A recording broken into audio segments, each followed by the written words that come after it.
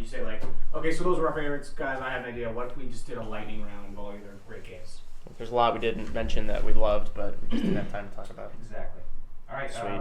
Whenever you guys are ready. Cool.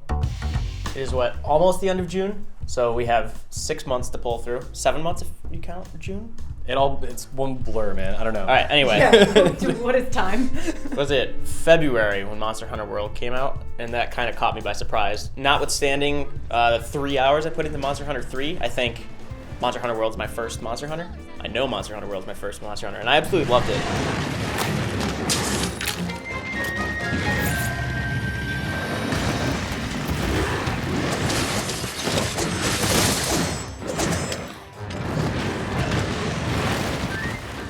We talked a lot about how it kind of supplanted Destiny for a lot of people in that lifestyle game genre, whatever you want to say, that has daily events and it's kind of designed to come back to it.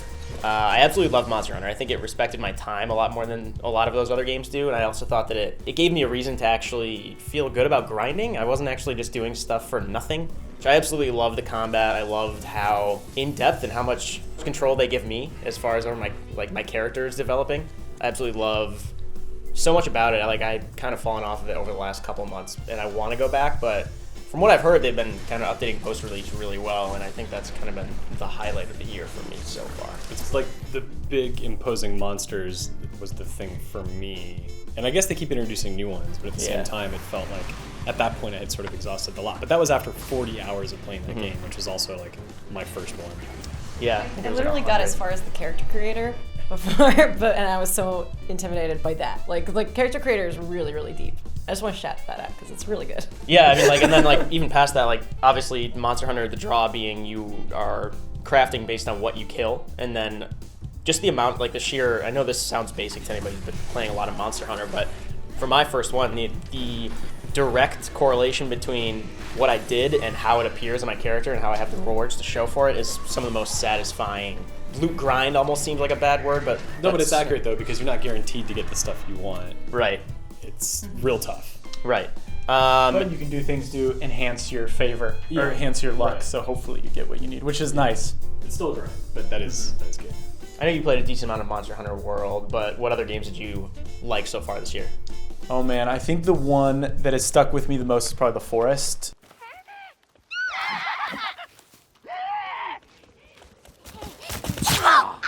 On the surface, it seems like another survival game, and normally I play those for a little bit, move on, because there's so many out there. But this actually subverts your expectation quite a bit. There's actually a story to it, which is not, I wouldn't say the best, but the way it's told is super fascinating and interesting. Plus you can play with friends. So there's this day-to-day goals that you need to do, like eat, build shelter, fight off these creepy looking cannibal things. But then there's also this sort of underground cave system that almost feels like a Metroidvania game, in that as you explore these caves, you find different items, which you can then use to explore different parts of these caves, which will allow you to unlock the ending. The way all that works together and kind of mixing horror with the survival genre, plus this sort of underground cave system is really smart, and it's a lot of fun, especially when you have a friend to go with you. Yeah, I was going to mention the co-op. It's kind of a weird shout, but do you think people that might be anticipating Fallout 76 could get a little bit out of The Forest in terms of scratching that itch? I think so, yeah. I think if you're really looking forward to Fallout 76, this is definitely something worth giving a try.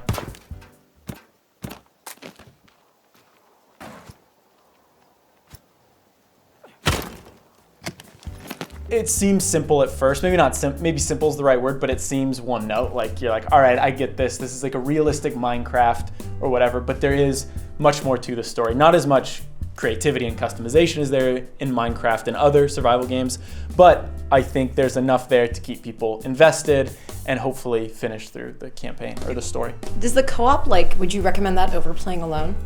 I'd be terrified to play that alone. I would be absolutely terrified to play that game alone, because you can't see that well in the caves. You have a lighter, and when you're by yourself, the sound design is also excellent. So you hear all these weird, creepy noises. Your lighter goes out, and all of a sudden you're just in pitch black, and you just hear all these things running around you. It is terrifying. I don't think I could do it by myself. All right. In terms of when they released, there's not too much time between. I think all of us played and really liked God of War, but you reviewed it, and you were the first one in the office to really say, this is really something special. Yeah, and I totally recognize that a lot of people love this game because it's like, look what they did with God of War. I can see that they've transformed it into something, but I think that's almost just sort of underselling just like how great it is on its own terms, regardless of what Kratos was before or not.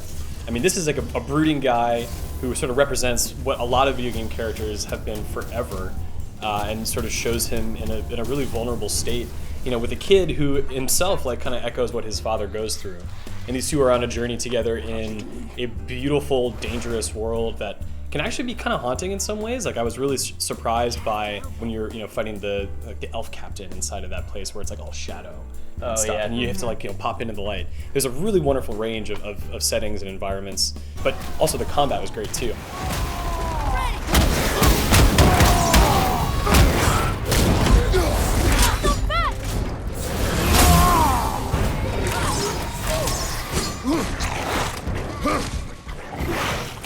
I know so many people talk about the no cut, you know, the camera over Kratos' shoulder, kind of getting that like Resident Evil, Gears of War vibe. Birdman. Well, maybe not that one angle, but the no cut thing. And that was all super impressive, and obviously having that axe was great as well. Like a small touch in some other game that just feels really amazing here.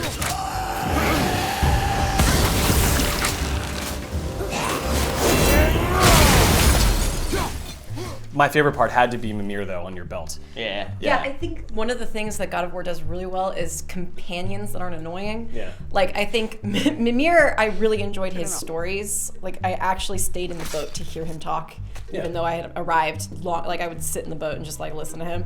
And Atreus, I don't think I've bonded with a character the way I did with him so quickly in a really long time. Like, he's complex, and he is my son, and I love him, and I would kill for him. Combat too, Yeah, he's so helpful, and the way that's implemented in combat is so smooth. Yep. Like, it's so well done. Yeah, Just completely. especially seeing the way he grows. It's funny, like he grows like in terms of combat, like he has his own tree you can upgrade, but he also like starts to grow narratively. like It mature, kinda happens like along the puberty, way. right? Like the pimples and the voice. Yeah. dropping. Which has yet to happen. Oh, Dad. But yeah, I think maybe, not to speak for everyone in the world, but I think that's probably the front runner for a lot of outlets' game of the year. It sounds like so far. It is maybe, for me. Yeah. Callie, what have you been playing a lot lately? Or what's stuck with you so far this year? In addition to God of War, I really like Florence.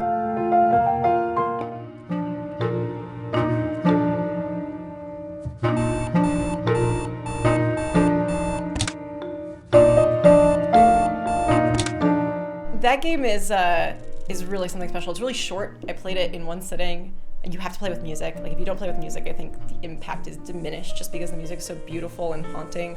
It's very relatable. Like, it tells the story of a relationship dying, essentially, and like how that impacts the character of Florence and her hopes and dreams in her life. I cried a lot.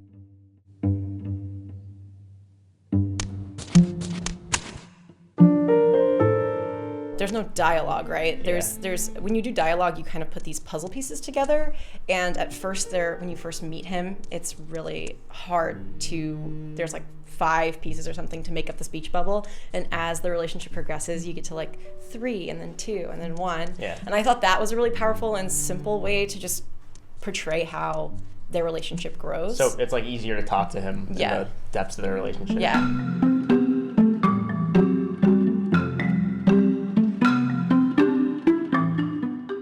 Like you mentioned the music, I still throw it on sometimes on Spotify just to listen to it while I'm writing. We were going to a trip at a studio to do Rainbow Six stuff, and I was like, oh, I'll try this out. Like in our hotel when I first landed, I was like, I expected to just play it and forget about it, but like, oh my god, between the art style and the music, it just stuck with me. Like, it's pretty sad. It's like, really, I mean, very relatable, but it's still really tragic. It's really sad. It captures the bittersweet aspects of relationships really well. Like the first scene of like their first fight is really, I don't know, like it's just, the chapter's just called Groceries. Yeah. And they're just in the grocery store and the fight just breaks out. It was a lot. It was a lot to deal with. The other part that really stuck with me was when I don't want to spoil it because you should play this. It's like it'll take like maybe an hour. It took me tops. maybe 40 minutes. Yeah, but there's a part where there's a part that involves moving that really just in terms of like basic gameplay creating emotion was pretty wrenching emotionally. It was tough. I thought the moving in sequence was, and just the moving sequences were really well done. But I don't want to spoil that. Yeah, and that, like you said, it takes like 45 minutes. Another game that you can do in bite-sized increments, although I think you'll devote more time to it if you like it like I did. I absolutely loved Into the Breach from the team that made FTL, Faster Than Light, and also Ben Prunty came back to do the music. I absolutely love turn-based strategy games. Into the Breach is like chess almost, where you have to think 10 steps ahead.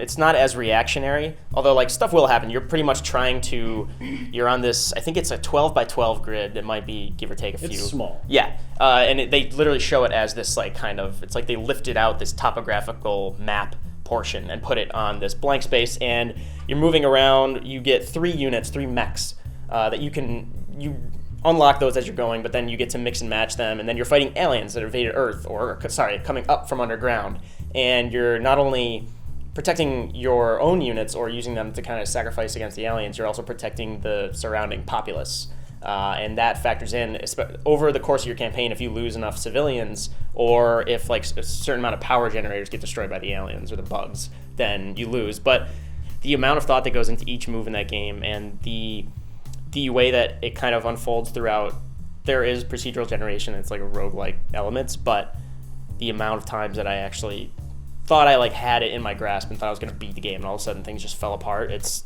amazing to see it like unfold over time. What stood out to me most was how complex the game is while still being very simple and easy to pick up and easy to do, like just a run through. I ended up spending like hours playing it. I was just going to play it for a little bit to test it out, and I was shortly addicted.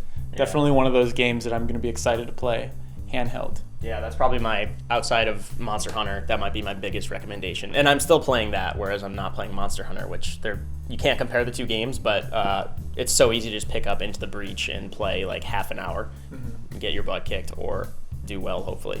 Talking about games that are easy to pick up, I think Dragon Ball FIGHTERZ kind of fell into that category.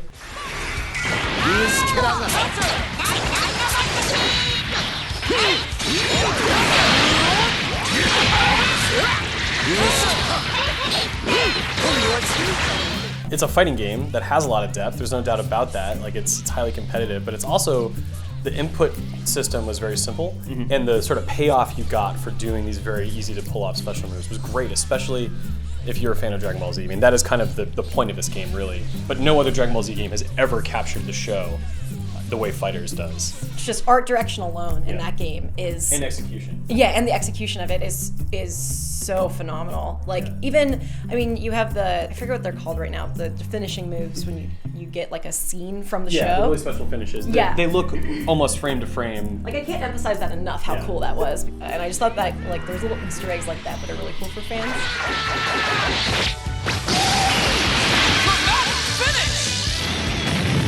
As someone who really likes like NetherRealm speed fighting games, it took me a little bit to get into Dragon Ball FIGHTERZ. Not to get into it, but it's not like, I mean, obviously it's gorgeous just looking at as the team that did like Guilty Gear, that I love that animation and the art style, but it's a far more fast-paced, fluid, kind of reactionary thing. But like it was so easy to pick up, but then like again, like you would mention like Into the Breach being simple, but finding depth in that. Right. That's kind of the subversion that happens when I play Dragon Ball FIGHTERZ.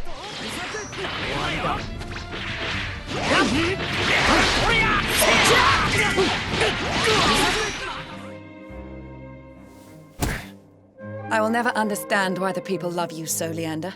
Weak, insipid man. But love you they do. Without you, I would be nothing. That is what they whisper, is it not?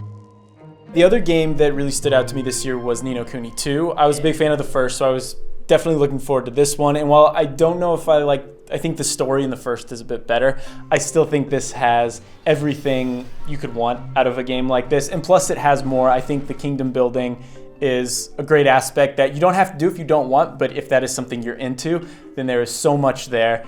And the combat, I think, is vastly improved over the first one. They chose a more real-time approach as opposed to a almost sort of turn-based style in the first one.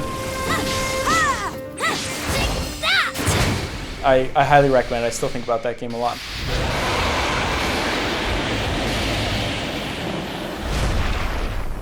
I didn't really care that much about the first Ni no Kuni. I think I played 4 or 5 hours of Wrath of the White Witch, and then with Revenant Kingdom, I absolutely got super into it. Also, like, I love that that game is so, despite its art style and like ex-studio Ghibli people working on it, I love that that game is actually super subtly political. The first region you go to, well, like, you are the president of the United Right, States. yeah, yeah. Let's be clear about that. Yeah, you play as, well, you can play as Roland, the president of the United States, but then of like the main character, I'd say, or like the king, is Evan. The first region you help out, you would initially get into it for their resources, the trees from their forest, for the wood to build your Revenant Kingdom, but then you get sucked into like their civil war and their problem with this puppet state. It's actually kind of, again, the story's not amazing, but the stuff that they subtly hide in this like charming story is kind of actually surprising. I like the little Lisa Simpson looking dude.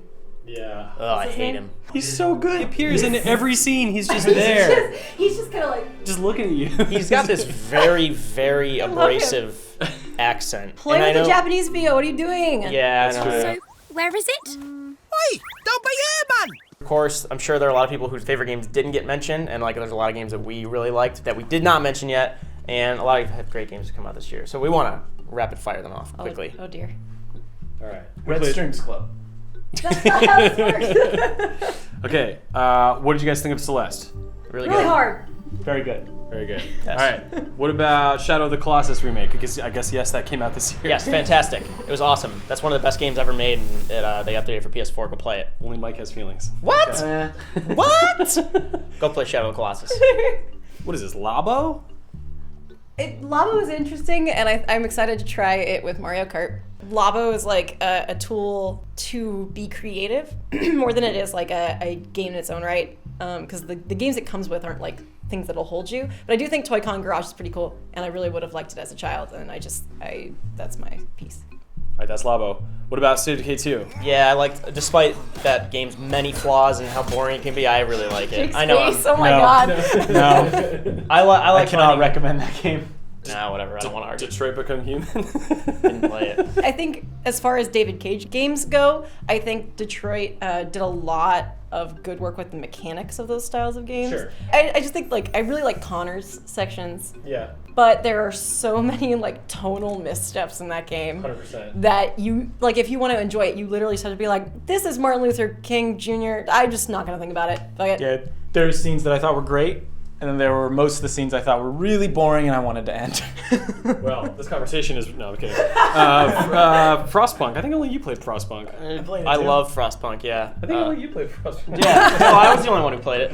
It's fantastic. It's same developer as This War of Mine. It's very good at showing how you can accidentally or on purpose become a dictator in this really arctic, harsh landscape, and it's all based around real-time strategy and heat. Not much combat, but there is a lot of decisions. You have to like generate heat at the expense of people's well-being. Yeah. You put kids to work. Burn Yeah. bodies.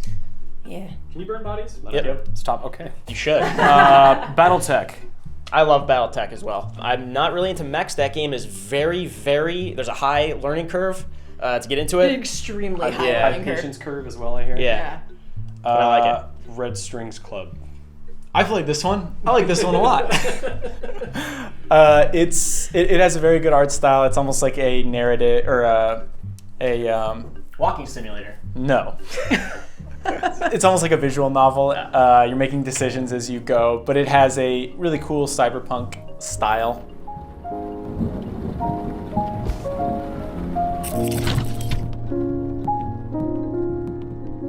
All right, well, those are our favorite games throughout the year, as well as a few that we really liked but didn't get the time to talk about. Until then, go play Florence.